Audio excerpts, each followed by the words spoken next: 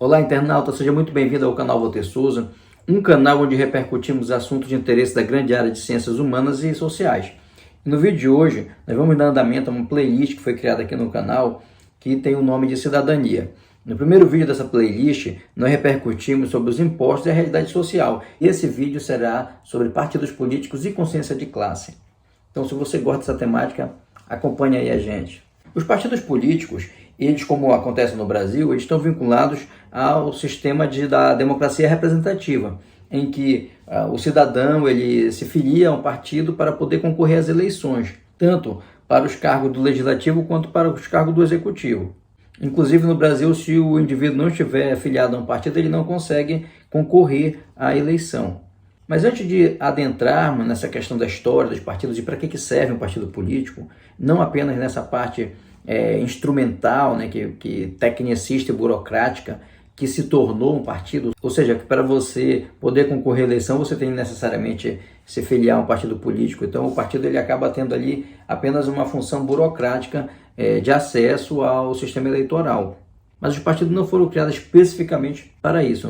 A concepção de partido político, que é uma concepção de agremiação de pessoas que têm o mesmo ideal, a mesma visão de mundo, os mesmos projetos, acabou se perdendo com o tempo por conta de uma questão matemática. Quando eu falo de questão matemática, eu estou querendo me referir ao fato de que existem classes sociais no Brasil. E a classe social que é mais numerosa, que tem o maior número de membros, é a classe dos trabalhadores. Imagine você se essa classe tivesse consciência da classe a que pertence. Ela iria, evidentemente, votar em pessoas que fossem da sua própria classe e que trouxesse ali nas suas discussões, nos seus projetos, nos seus trabalhos, a defesa dos direitos dos trabalhadores. Então, como maioria, os trabalhadores elegeriam maioria parlamentar, elegeriam também os políticos que iriam compor os cargos do executivo, que é os cargos de governador, prefeito, presidente, e também a maioria nas casas legislativas, que são a Câmara de Vereadores, a Assembleia Legislativa e a Câmara Federal, né? Além também do Senado, que é considerado um cargo majoritário, mas também é uma casa legislativa. Enquanto isso, as pessoas da classe média, que também são trabalhadores, porque é aquela questão, se você precisa trabalhar para sobreviver, ou seja, se você ficar sem emprego, no dia seguinte a sua renda for de 20 mil e cair para zero, você também é trabalhador, só que você é um trabalhador qualificado, você é um trabalhador que tem uma remuneração melhor e você ascendeu, mas você não deixa de ser trabalhador. Nós podemos lembrar recentemente, né, no começo da pandemia de 2020, repercutiu nas redes sociais e também na grande imprensa o caso de uma pessoa que era engenheira, né? E ela considerava até que eles eram uma classe à parte, que eles eram até melhor do que ser chamado de cidadão. E aí repercutiu negativamente, a pessoa perdeu o emprego, no dia seguinte já estava desempregada, não sei quanto ganha, geralmente ganha bem, né, essa profissão, então de um patamar salarial alto caiu para zero. Por quê? Porque se você precisa trabalhar para se sustentar, ou seja, se você não consegue sobreviver, manter o seu padrão de vida sem trabalhar, isso quer dizer que você pertence à categoria de trabalhadores. E isso daí vai diferenciar conforme a sua remuneração, a sua qualidade de vida. Você pode pertencer, por exemplo, à classe média, mas dificilmente você precisar trabalhar, você vai ser da elite. E aí vem aquela questão, mas e aí? Esse pessoal que ganha mais, ou então essas pessoas representantes da elite, eles não têm o direito, né? Não deveriam? Sim, deveriam. Tanto é que eles disputam a política, têm os seus representantes. A gente percebe isso quando a gente vê o tipo de leis que são aprovadas no Brasil, pelo parlamento. Então, as leis que são aprovadas no parlamento, elas são feitas para beneficiar essa classe, que é essa classe que tem maior poder aquisitivo, essa classe que é dono de indústria, dono de empresas, porque justamente eles conseguem perceber que eles têm uma classe. E aí eles trabalham para ter representante no parlamento. Quando eu falei da questão matemática, se você for parar para refletir, a maioria da sociedade é composta por trabalhadores. E se esses trabalhadores tivessem consciência de classe, eles elegeriam a maioria nos parlamentos, elegeriam a maioria do executivo, porque são maioria, né? São as pessoas que mais têm título, no caso, me referindo ao caso do Brasil, são os trabalhadores. E a classe média, se eles quisessem ter representante, então seria uma parte menor do parlamento, e a elite mesmo seria só um pouco.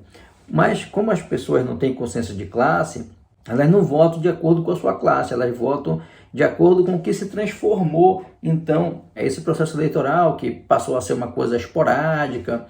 Se você for conversar com as pessoas, elas não gostam de eleição em geral, é uma resposta que você ouve, né, que a maioria das pessoas tem um comportamento apático em relação a esse período, essa questão da escolha, muitos acham até chato, se aborrece com o programa eleitoral, ou se tem alguns lugares que tem aqueles carros que passam na rua falando sobre o candidato, A, ou B ou C, geralmente quem tem mais condição financeira para bancar esse tipo de serviço, né? Mas em geral não é assim uma coisa esperada pelas pessoas, como uma oportunidade de ter uma mudança na política, de ter uma mudança nas leis para melhorar, viabilizar uma vida melhor para as pessoas. Atualmente, por exemplo, no Brasil, estou gravando esse vídeo aqui em 2022, em que o país passa por uma carestia absurda, e nós não vemos assim uma movimentação para que a classe política possa mudar isso, se sensibilize para mudar isso, até porque no Brasil a classe política ela tem todas as contas pagas pelos nossos impostos, né? Pelo dinheiro que é arrecadado dos impostos das coisas que nós compramos, todos os objetos que nós compramos, está ali um imposto embutido, e a gente financia, digamos assim, essa vida boa dessa classe. Então, eles não teriam assim, interesse em mudar essa situação, porque qualquer coisa que eles demandem de custo vai ser bancado por nós, né? Então, nesse sentido, é muito melhor, muito mais cômodo que essas linhas que separariam as classes sociais no Brasil, elas não fossem muito nítidas, elas fossem borradas, né? Como se pegasse uma borracha e passasse ali para borrar esses limites, para fazer entender que é todo mundo igual, todo mundo está ali defendendo a mesma coisa, ou agora, como a gente está percebendo de 2018 para cá, um debate sobre a moral, né? Como se a vida real das pessoas circulasse em torno de temas como homossexualidade, família, esses temas que vieram à tona agora, que não tem a ver com a realidade mesmo da vida do trabalhador, da vida das pessoas. Porque a vida das pessoas, a vida real é assim: se você vai num restaurante e você consome, e sei lá, a conta dá R$150, uma hipótese, você não vai pagar isso com um discurso sobre família, ou um discurso sobre valores morais, ou sobre religiosidade. Você vai ter de dar o dinheiro para pagar aquilo. Mesma coisa se você for no supermercado, uma farmácia. Então a vida real, ela precisa que a gente tenha dinheiro, né? Precisa que o dinheiro que você recebe como fruto do seu trabalho, ele seja valorizado e as coisas tenham um custo acessível. Porque senão o custo de vida aumenta muito, a qualidade de vida das pessoas tem uma derrocada. E se essa realidade social não for uma realidade debatida, no momento que é o mais importante para que isso aconteça, que é o momento das eleições, ou seja, pelos políticos, então isso passa a ser uma coisa secundária, como a gente está vendo agora, em que as pessoas se preocupam mais com, desculpa a expressão, né, o fiofó alheio, do que com o preço do supermercado, que praticamente triplicou, e o preço da gasolina que está mais do que o dobro. Isso é um aumento, em termos de 3 anos, a gente já teve assim uma carestia desordenada no país. Isso é muito fruto dessa questão, em que as pessoas não têm consciência de classe, as pessoas não discutem, não debatem sobre esses assuntos que são muito importantes, e muitas vezes isso acontece porque as pessoas sequer têm noção de conceitos básicos, como a questão dos impostos, a questão dos partidos, por que existe partido, para que existe partido, é para só te encher o saco na época da eleição, te apresentando candidatos, ou ele tinha uma função social. No passado, na Antiguidade Clássica, né, como é falado, que é a Grécia Antiga, você não tinha partido. Como que era a democracia lá? Era uma democracia de exercício direto, em que o cidadão ia para uma praça e levantava a mão, debatia, ia para o púlpito. E as coisas da cidade, da polis, elas eram escolhidas assim, de modo direto, uma intervenção do cidadão naqueles assuntos. É claro que aquela democracia lá da Grécia, ela era uma democracia excludente. Por quê? Porque precisava ter muita grana para você ser considerado cidadão. Mulheres também não participavam, tinha um grande contingente de escravos que também, evidentemente, não participavam. Então era uma democracia direta, mas com um corpo bem selecionado de pessoas que participavam ali. Essa percepção de escolha direta, democracia direta, ela era embasada também na parte teórica. Quando você vai ver o que dizia o Aristóteles, que o homem era um animal político, era embasado nessa prática que eles tinham de ter assim, uma vida política muito intensa, além também da vida social. Quando você vai ver lá em Roma, já é completamente diferente, aí você já tem uma concepção diferenciada. Muitos autores falam que essa concepção ela advém também do Sêneca, né? Que ele diz assim, olha, o homem é um animal social, por causa dessa necessidade que nós temos de viver em sociedade, viver em grupo. Então o homem seria um animal social, e a política ela fica como um local especializado, né? Um local apartado da sociedade. Então você tem a sociedade aqui e a política aqui. Você não tem mais tudo junto, como que era na Grécia Antiga, em que a sociedade e a política eram um só. Agora na Roma não, você tem aqui a política, quem que vai participar da política? Um corpo especializado. No caso lá, eram os clãs, né? O chefe dos clãs, das famílias mais ricas, os patrícios, que participavam. No Senado, por exemplo, que era composto por cerca de 300 patrícios, pessoas muito ricas, que ganhavam as eleições com a anuência dos príncipes ou imperadores da época.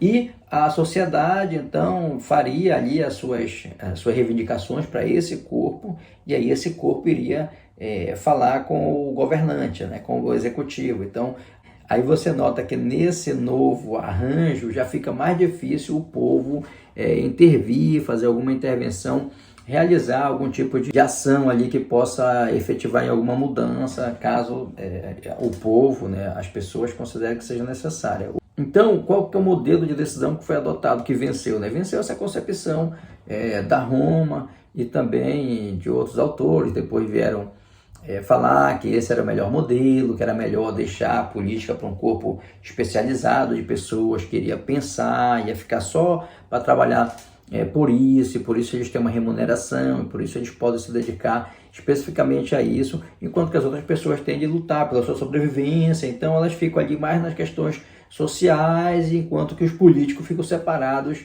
ali na sua área específica. Isso é evidente que dificultou o exercício da cidadania, o exercício da intervenção do cidadão e dessa discussão do que realmente é importante para as pessoas, né? Então, acaba que vai ser decidido por esse corpo especializado, no caso aqui do Brasil são os políticos, né, que são eleitos, e esses políticos que são eleitos poderiam fazer algo melhor para o conjunto da sociedade se o conjunto da sociedade tivesse consciência de que essas pessoas, ao serem eleitas por eles, iriam defender os seus interesses. Porém, como não se sabe para que serve a política, não se sabe para que servem os partidos políticos e nem que exista classes, né, sociais no Brasil, então as pessoas passam a escolher baseado numa peça publicitária, baseado numa imagem que o candidato pode apresentar. Essa concepção de que existe aquele corpo especializado para tratar sobre os assuntos políticos acabou criando os partidos dos notáveis, que eram aquelas pessoas que tinham mais estudo, tinham capacidade de criar leis, de pensar mais sobre isso, enquanto diferenciando daqueles que não tinham estudo, até por uma questão que, se você for estudar as questões históricas, a maior parte das pessoas, com o advento não apenas do capitalismo, desde o feudalismo, você já tinha um grande contingente de pessoas que não tinham recursos, né, que trabalhavam ali, eram servas, e com o capitalismo também, você tem um grande contingente de pessoas que tem de vender sua força de trabalho para que possa sobreviver. Então, essas pessoas, elas não teriam condições de estar pensando sobre coisas mais elaboradas, que os notáveis poderiam fazer isso. Com o passar do tempo, ver a luta política se intensificou, as pessoas começaram a ver ali, apertar o seu calo, porque o capitalismo ele pega forte, né, no trabalho. As pessoas trabalhavam 16 horas por dia, então essa coisa de 8 horas por dia, isso foi conquista de luta do trabalhador. Com o passar do tempo, foram conseguindo reduzir essa jornada de trabalho e incorporar ali no seu cotidiano uma série de conquistas de direitos que no Brasil foram consolidados pela Constituição de 88. E de 88 para cá, esses direitos eles vêm sendo progressivamente retirados, Porque as classes sociais que tem no Brasil, elas não exercem assim, uma luta, né? Por causa que falta consciência de classe. Se tivesse consciência de que eles poderiam, juntos, né, eleger a maioria do parlamento e assim aprovar leis que pudessem valorizar melhor a questão da saúde, a questão da educação, tomar medidas para que o poder de compra não ficasse tão ruim como está agora em 2022. A questão dos combustíveis, por exemplo, que você tem uma estatal que funciona como se fosse uma empresa de caçada de excedentes, em que teve só no ano de 2021 um lucro líquido de 106 bilhões de reais às custas do preço abusivo que se cobra na gasolina, no álcool, no óleo diesel aqui no país. E aí as pessoas acabam não se inteirando muito porque não são assuntos que são debatidos. Você tem interesses por trás, né, interesses econômicos muito fortes. Os próprios meios de comunicação não trabalham a ideia, até porque são essas pessoas, né, essas empresas, elas são anunciantes dos meios de comunicação e essas emissoras precisam do anúncio para sobreviver, para conseguir ter ali a sua programação. Então acaba que as pessoas acabam ficando reféns. E como hoje nós estamos numa realidade de internet, a maioria dos influencers também não fala sobre isso, porque não dá engajamento, por conta daquilo que eu já mencionei, né, que as pessoas acabam não gostando, por não terem consciência de que isso é importante, elas acabam não gostando desse momento da atividade política, e então por isso as pessoas que ganham dinheiro com uma legião de seguidores e inscritos, eles acabam também não repercutindo porque não dá engajamento, não dá retorno, e se a gente for ter também um posicionamento mais crítico, muitos patrocinadores já vão também deixar de patrocinar ali, então a gente acaba caindo no marapuca, né? Em que você não consegue sair porque quem realmente domina essa parte econômica, essa parte financeira, acaba determinando inclusive a pauta que vai ser debatida na sociedade. Isso não é teoria da conspiração, né? Mas se você observar é uma coisa bem lógica, que realmente acontece em vários lugares e principalmente no Brasil, que é o local onde a gente está colocando mais a nossa lupa aqui para fazer uma análise, para falar sobre isso. Então, como sempre, quem conseguiu eleger a maioria dos representantes no Brasil foi quem participa da elite econômica do país. Então, esses direitos que foram conquistados com a Constituição de 88, eles vêm sendo progressivamente retirados por conta dessa falta de percepção na hora de escolher os seus representantes. Tem até um ditado que fala, né? Cada povo tem o representante que merece, baseado na qualidade que o eleitor tem, né, para poder fazer esse julgamento. Evidentemente que é legítimo, porque se o político foi eleito, é legítimo que ele desempenhe lá o seu papel, como diz no popular, né, puxa a sardinha para o seu lado, porque se fosse uma coisa de prova, assim, de certo ou errado, o erro não está no político que se candidata para defender o interesse da elite econômica e financeira do país. O equívoco estaria, então, em que não tem consciência disso e acaba votando sem perceber que os seus interesses não serão atendidos. O que nós estamos vivendo agora, um momento de infantilização da reflexão, ou seja, as pessoas não conseguem ter uma reflexão madura sobre os temas, degringola para uma birra, alguma coisa parecida assim, e isso compromete que a pessoa possa refletir sobre o assunto. E os caminhos que o país está seguindo por conta desses governantes, por conta dessas pessoas que realizam as leis, né, que não têm melhorado muito a situação econômica do país e social, eles têm sim legitimidade para estar aprovando essas leis que estão tirando vários direitos, direito trabalhista, direito previdenciário, e nunca é debatida a questão de que essas pessoas têm todas as suas contas pagas fruto dos nossos impostos, fruto dos impostos da maioria das pessoas. Então você cria um ciclo vicioso em que você investe para que não haja debate, você investe para que as pessoas gostem cada vez menos de política e assim possam participar apenas obrigatoriamente, dali só votar, sem ter uma consciência da importância desse processo. Isso é real mesmo. No Brasil, essas discussões elas foram esvaziadas propositadamente e inclusive os partidos políticos eles também não têm assim um papel, né, na sociedade. É difícil você ver os partidos políticos terem uma adesão em massa, né? Porque aqueles que conseguem ter esse papel de ir na sociedade, discutir, eles acabam sendo vistos com maus olhos, justamente por causa dessa demonização do campo da política e dessa percepção de que isso não é importante para a vida das pessoas, né? Então, que é importante se preocupar com outras coisas, mas não com isso. E esse é o resultado que a gente vê na sociedade brasileira. A sociedade brasileira, então, ela é um reflexo de como que as pessoas estão refletindo a respeito desse assunto. E qual que seria a saída para isso? Existe uma saída para isso? Bem, depende das pessoas. Então, as pessoas têm de ter consciência da importância dessa seara política para que elas possam, a partir dessa consciência, buscar informação, participar mais ativamente desse processo e compreendendo que é a partir da política que a gente pode ter uma vida com uma qualidade melhor ou uma qualidade pior. E aí, quem sabe, as pessoas passariam a votar menos com a emoção e mais com o uso de razão, de pensamento, de racionalidade a partir das coisas que são importantes para a sua própria vida. Então é isso, pessoal. Você chegou até aqui, eu agradeço aí a sua audiência. Se você gostou do conteúdo, aquela questão básica, né? Se você puder se inscrever no canal para dar uma força para a gente, compartilhar esse conteúdo, chamar pessoas que você conheça, que também gostam desse tipo de temática, para somar aqui com a gente nos nossos esforços. Se você tiver ouvido esse conteúdo por alguma plataforma de podcast, abra lá o YouTube e se inscreva em Walter Souza, procure pelo nome do vídeo que você vai nos encontrar aqui no YouTube. Então, um grande abraço e até a próxima. Tchau, tchau.